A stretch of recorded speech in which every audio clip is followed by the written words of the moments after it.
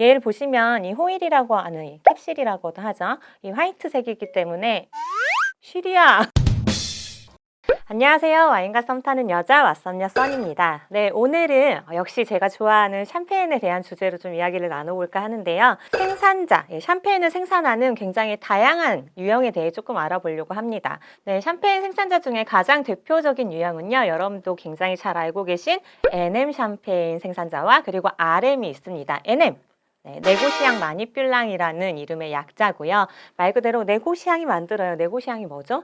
뭐 자기가 포도를 생산하는 포도밭을 갖고 있을 수도 있고요. 그리고 다른 포도 재배업자들로부터 포도를 구매해 와서 와인 만들어요. 그 다음에 자기의 브랜드 이름을 레이블에 붙여서 출시하는 바로 큰 대형 샴페인 하우스들이 여기에 속하게 됩니다. 이런 NM 샴페인 종류로는 여러분들이 굉장히 잘 알고 있는 모에샹똥, 볼랭저, 폴러저, 페브클리코, 멈, 페리에주에 루이로델에 너무 많죠. 로랑페리에, 드라피에까지. 드랍더빗. 맛이나 퀄리티를 일관적인 품질을 유지를 하면서 생산하는 게 바로 이 NM 샴페인의 가장 큰 특징이라고 할 수 있습니다. 그리고 두 번째 생산자 유형은 RM 샴페인 하우스입니다. 바로 핵골당 마니뷸랑이라고 해서 내가 포도 재배해, 그리고 양조해, 그리고 내가 원하는 와인 스타일로 와인을 만들어서 직접 출시까지 합니다. 자신의 브랜드를 붙여서요. 아무래도 이런 RM 샴페인 하우스들은 가문 대대로 내려오는 곳이 굉장히 많기 때문에 가문 전통적으로 내려오는 노하우라든지 아니면 자기만의 어떤 확고한 목표를 가지고 처음부터 끝까지 와인을 생산하기 때문에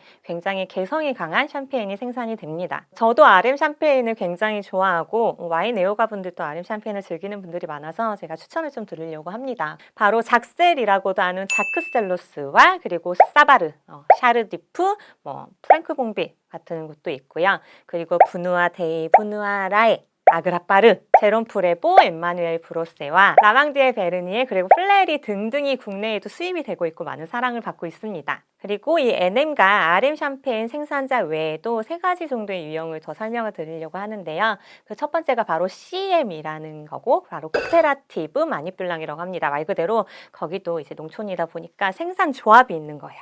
이 생산 조합들이 작은 소규모의 그 업자들의 포도들로 다 같이 이름을 붙여가지고 생산을 해내는 거, 협동조합의 브랜드로 출시를 해내기도 하죠. 그리고 RC, 네, 핵골당 쿠페라테르라고 하는 생산자가 있고요.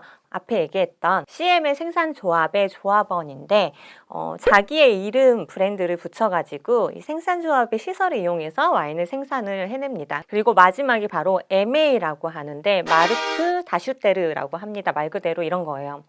우리 막 어디 가면은 PB 상품 있죠. 다른 데서 와인을 사와서 브랜드에 이름이 들어가 있는 레이블을 붙여서 출시를 하는 게 바로 이 MA라는 샴페인 생산자 유형입니다.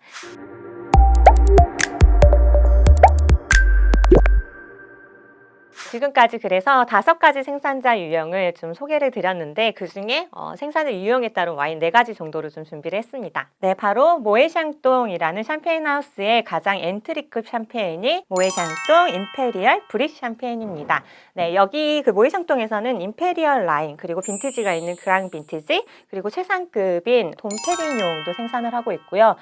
지금 모에샹똥 가지고 나온 임페리얼은 피노누아 피노메니에가 30-40% 정도씩 들어가고요. 샤르도네가 20-30% 정도가 조금 더 적게 들어가는 블렌딩 와인이고 이런 대형 회사의 엔트리급 와인들은 보통 이렇게 품종 3개 정도로 블렌딩해서 만들어지는 경우가 많습니다. 그리고 두 번째로 소개할 NM 샴페인은 폴러저 브림 리저브라는 샴페인이고요. 바로 피노누아 피노메니에 샤르도네가 30%씩 정도 적당한 비율로 블렌딩이 되어 있습니다. 얘를 보시면 이 호일이라고 하는 이 캡슐이라고도 하죠. 이 화이트색이기 때문에 쉬리야. 왜 그래? 너까지 이러지 마. 알겠습니다. 폴로저는 2011년에 그 윌리엄 왕자랑 케이트 미들턴이 결혼을 할 때 웨딩 샴페인으로도 쓰이면서 더 유명세를 타게 됐었는데요. 이 리저브라는 이름 자체가 해당 빈티지 샴페인의 25% 정도만 리저브 되어 있던 다른 빈티지의 와인을 블렌딩해서 만들기 때문에 리저브 라인으로 출시가 되고 있습니다. 일단 촬영의 가장 행복한 꽃 시음을 한번 해보도록 하겠습니다. 네. 약간 레몬이나 되게 사과 깎아놓고 약간 갈색으로 갈변한 듯한 사과 향도 엄청 강하고요. 견과류 향도 굉장히 강해요. 일단 모이샹동 심했고, 되게 스윗하면서도 아오리 사과 같은 그 청사과? 초록색 사과 향도 되게 강하고요. 살구나 복숭아 같은 향도 나고, 모이샹동보다 폴러저가 조금 더 깨끗하면서 잘 익은 과일향이 많이 나는 것 같고, 폴러저 얘기를 좀 더 이어서 해보면, 폴러저 브랜드의 최상급 와인은 이 와인을 너무너무 사랑했던, 여러분도 잘 아시는 윈스턴 처칠의 이름을 따서 썰 윈스턴 처칠이라는 이름으로 가장 프리미엄 와인, 프레스티지 끼베를 만들고 있습니다. 그리고 세 번째로 소개해드릴 샴페인은 바로 니콜라스 뿌이야트라는 이름을 가지고 생산이 되는 리저브 익스클루시브 브릿입니다. 니콜라스 뿌이야트는요, 여러분들 시중에서 굉장히 합리적인 가격으로 만날 수 있는 와인인데, 얘가 바로 CM 생산자 타입에 속해요. 그리고 샴페인 자체가 굉장히 우아하고 기품이 있다 라고 해서 퍼스트 레이디의 샴페인이라는 애칭도 가지고 있는 샴페인입니다. 그래서 시음을 일단 좀 해볼게요. 얘도 사과나 감귤류의 향도 굉장히 강하고요. 약간 너티하고 약간 바닐라 같이 좀 부드러운 스윗한 향이 납니다.